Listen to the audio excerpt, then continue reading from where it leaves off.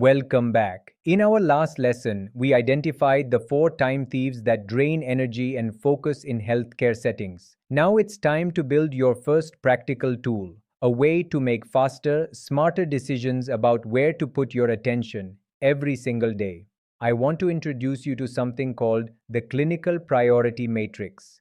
You may have heard of the Eisenhower Matrix, a classic productivity tool that divides tasks into four quadrants based on urgency and importance. It's a powerful framework, but in its original form, it doesn't quite translate to clinical work. So we're going to adapt it. In healthcare, almost everything feels urgent. A patient's call light, a lab result, a colleague's question, your pager going off. The challenge isn't identifying what's urgent, it's recognizing what is also important versus what just feels urgent in the moment. Here's how the clinical priority matrix works. Picture a simple grid with two axes. On the vertical axis, importance, meaning the impact on patient safety and outcomes. On the horizontal axis, urgency, meaning the time sensitivity. Quadrant 1 is high urgency, high importance. These are true clinical emergencies. A deteriorating patient, a critical lab value,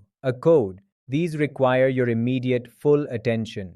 There's no system that can reduce these. They exist in every healthcare environment. But here's what I want you to notice. How much of your day is actually in this quadrant versus how much only feels like it belongs here. Quadrant 2 is high importance, low urgency. This is the most neglected quadrant in healthcare, and it is the one that matters most for long-term outcomes. Preventive conversations with patients, thorough discharge planning, mentoring a new team member, quality improvement work. These rarely feel urgent, so they get pushed aside until they become Quadrant 1 emergencies. The goal of great time management is to spend more time here. Quadrant 3 is high urgency, low importance. These are interruptions that feel pressing but don't significantly move patient outcomes. Certain administrative requests, some emails, tasks that could be delegated or batched. Learning to recognize and redirect these is a skill that will save you enormous amounts of time.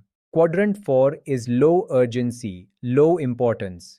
In a perfect world, these get eliminated or delayed.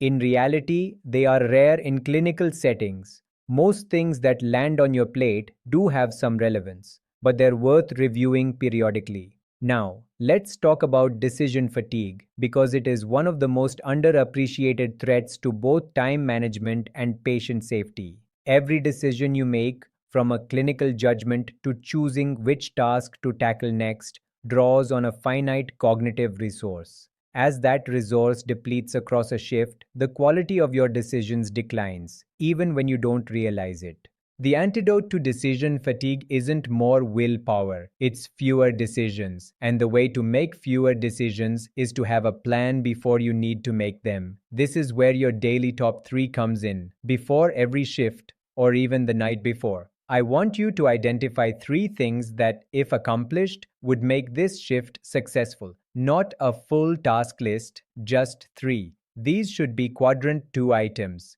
Important, but the things you'd skip if the day got busy. Writing down your top 3 takes about 60 seconds, but it creates what psychologists call an implementation intention, a mental commitment that dramatically increases follow-through even when the day gets chaotic. Let me give you an example.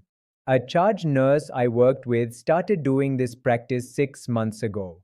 Her top 3 one day was, first, have a 5-minute check-in with each patient before rounds rather than during them. Second, review the 2 highest acuity patients' plans with the incoming nurse before handoff.